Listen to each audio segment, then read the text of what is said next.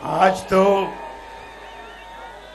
ननकाना साहब अजीब मंजर पेश कर रहा है।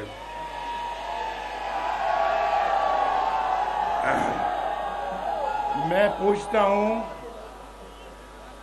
शेजरा साहिबा से, मैं पूछता हूं ये राना मोहम्मद अरशद से, मेहर काशिफ बडियार से पूछता हूं, बिरजीज ताहिर साहब से पूछता हूं, आगा अली हैदर से पूछता हूं, मियां एजाज हुसैन भट्टी से पूछता हूं, सरदार दर्शन सिंह से पूछता हूं, सरदार सुरजीत सिंह से पूछता हूं, आपसे पूछता हूं, कभी पहले ऐसा मंजर देखा था? अगर देखा था तो बताओ, नहीं देखा तो कहो जोर से कि कभी नहीं देखा।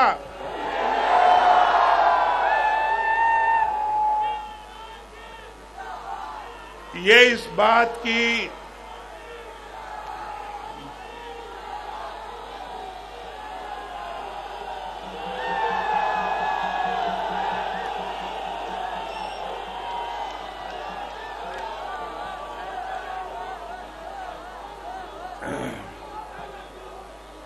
आज इत्तेफाक से आज ठंड भी बहुत है। आपके जज्बे को मैं दाद देता हूं। इतनी ठंड में बैठे हुए हैं और इतनी सर्दी में बैठे हुए हैं, मुझे आप पे आज बड़ा प्यार आ रहा था, प्यार।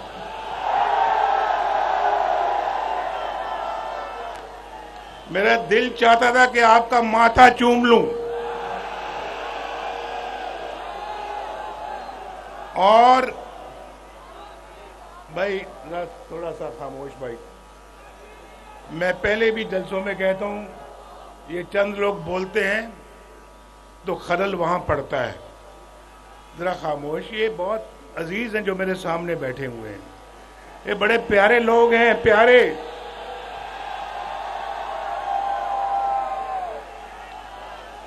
आप भी जरा गौर से सुने। आना तो मैंने हेलीकॉप्टर से था, हेलीकॉप्टर से आना था और हम इंतजार कर रहे थे कि धुंध कम हो और हम ननकाना साहब जाएं। लाहौर में भी धुंध थी और रायविंड में भी, यहाँ पे रायविंड में भी धुंध थी और ननकाना साहब में भी धुंध थी। उन्होंने कहा हेलीकॉप्टर नहीं जा सकता, आपको कार से जाना पड़ेगा। लेकिन आज मेरा एक शौक पूरा हुआ। पूछो क्या? क्या शौक?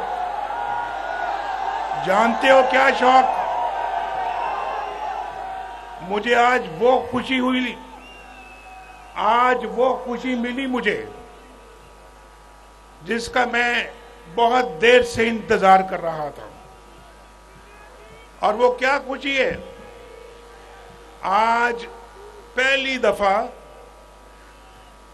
दफा मैं आज लाहौर से ननकाना साहब मोटरवे पे आया हूं।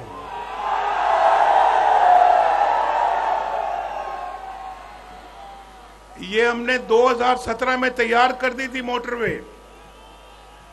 ये अल्हम्दुलिल्लाह मैंने मोटरवे 2017 में तैयार कर दी थी और ये मुल्तान तक ये मोटरवे जा रही है। मुल्तान से आगे फिर सक्कर जा रही है, रहीम यार खान सक्कर। और आज ये मोटरवे हमारे दौर में मोटरवे मुल्तान से सक्कर, सक्कर से कराची पहुंच चुकी होती। लेकिन इस मुल्क के मुखालिफिन ने, इस मुल्क के तरक्की के दुश्मनों ने ये मौका नहीं दिया। भाई नवाज शरीफ के दौर की अल्लाह के फजलो करम से यादें हैं आज। और ये मरियम भी कई दफा कह चुकी है,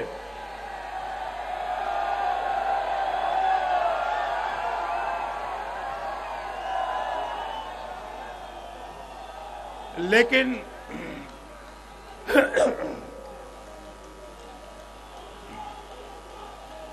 बस बस बस बस बस। लेकिन नवाज शरीफ की हिम्मत नहीं टूटी। नवाज शरीफ की हिम्मत आज भी जवान है, अल्हम्दुलिल्लाह।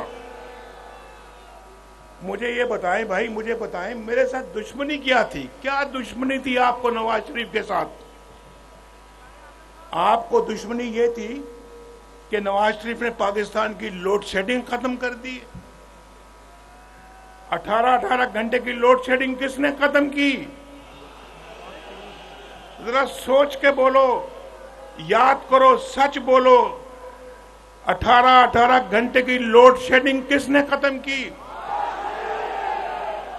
उस जमाने में बिजली कितनी सस्ती थी, सस्ती बिजली। लोड शेडिंग भी खत्म हुई और बिजली भी सस्ती लोगों को मिली।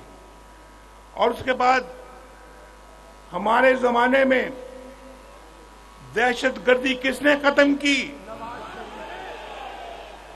कराची का अमन किसने बहाल किया? 4 रुपए की रोटी किसके जमाने में थी? 50 रुपए किलो चीनी किसके जमाने में थी?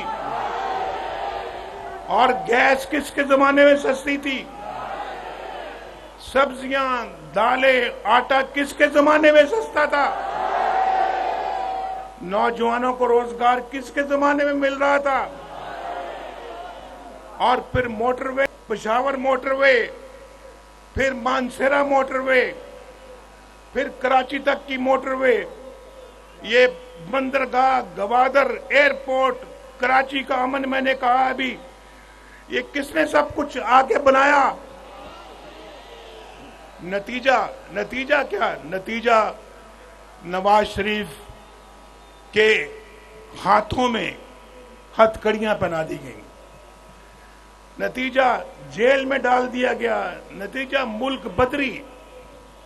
भाई, ये जो मुल्क को एटमी ताकत बनाता है, उसके हाथों को हथकड़ियां लगाई जाती हैं। जवाब दो जरा मेरी इस बात का। ये क्यों ऐसा हुआ? ऐसा हुआ क्यों? और आज आप मुझे बताएं मेरे भाइयों, आज मुझे बताएं कि कोई कह सकता है यहां पे इस मजमे में, मैं जरा खामोश, मजमे में कोई कह सकता है कि आज का पाकिस्तान नवाज शरीफ के 2017 के पाकिस्तान से बेहतर है? कोई कह सकता है? बोलो। ये सब महंगाई, सब खराबी, ये नवाज शरीफ के बाद आके हुई। जब नवाज शरीफ चला गया, रोटी 4 रुपए से 20 रुपए पहुंच गई। आज कितने की रोटी? बोलो जरा, कितने की है? आज 20 रुपए की रोटी है। चीनी कितने, क्या रेट है चीनी का? 50 से 150 रुपए हो गई। और डॉलर कितने का आज? 104 का डॉलर था और आज 150, पौने 200 का हो गया है, पौने 300 का हो गया है। भाई, मुझे ये बताएं कि सब कुछ क्यों हुआ, कैसे हुआ? इस पाकिस्तान के लोगों को इतनी तकलीफ में क्यों डाल दिया गया? क्यों डाल दिया गया? भाई, मैं तो आपको तकलीफ में नहीं देख सकता। आपको तकलीफ में देखकर आज मुझे जितनी तकलीफ होती है, मैं बयान नहीं कर सकता आपसे। मेरे दिल को सुकून तब मिलेगा, मेरे दिल को सुकून उस वक्त मिलेगा जब आपको महंगाई से निजात मिलेगी, आपको रोजगार मिलेगा, आपको अच्छी नौकरियां मिलेंगी, आपको कारोबार मिलेगा, आपके घरों में रोशनी के चिराग जलेंगे। उस वक्त नवाज शरीफ को सुकून मिलेगा। हमने तो आप जानते हैं, हम कोई इंपोर्टेड वजीर आजम नहीं है, मकामी वजीर आजम था मैं, मकामी। और ये नाकामी वजीर आजम थे, नाकामी। हम मकामी वजीर आजम थे, ये नाकामी वजीर आजम है। अब समझ आई है ना मैं क्या कह रहा हूं? अभी भी समझ नहीं आई? और आप अंदाजा करें, मैं आपको बिल्कुल सच कहने लगा हूं, सच। और मेरी बात बड़ी गौर से सुने आप। अगर वही दौर हमारा चलता रहता और नवाज शरीफ के खिलाफ साजिश ना होती, नवाज शरीफ को 5 जज मिलकर बेटे से तनख्वाह ना लेने पर ना निकालते और नवाज शरीफ की हुकूमत बरकरार रहती, मैं दावे से कहता हूं अल्लाह ताला के फजल और करम से, आप भी सुन रहे हैं, आप भी सुन रहे हैं और वो भी सुन रहे हैं जो सामने मकान पे चढ़े हुए हैं, एक भी शख्स इस ननकाना साहब में आज बेरोजगार ना होता।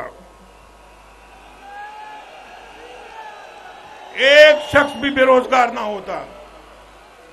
स्कूल होता, यूनिवर्सिटियां होती, बच्चे पढ़ रहे होते, माँ बाप रोजी कमा रहे होते, बच्चे अच्छी नौकरियों पे फायज होते, घरों में खुशहालियां होती, आटा सस्ता होता, आज भी रोटी 4 रुपए की होती, आज भी चीनी 50 रुपए की होती, आज भी बिजली का रेट वही होता जो आज से 10 साल पहले था। आज बिजली के बिल आपको तंग करते हैं या नहीं करते? बोलो,